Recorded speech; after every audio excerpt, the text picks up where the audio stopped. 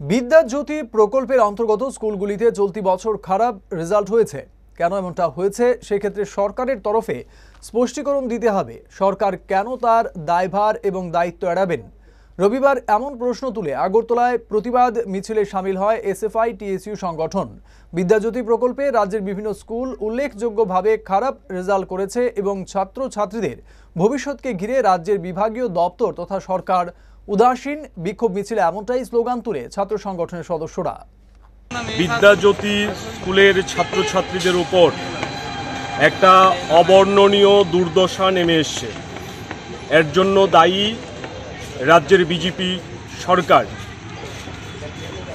বিদ্যাজ্যোতি স্কুলের রেজাল্ট বের হবার পর এই যে শোচনীয় ফলাফল হয়েছে তা নিয়ে আমরা শিক্ষা অধিকর্তার অফিসে ঘেরাও করেছিলাম, বিক্ষোভ করেছিলাম।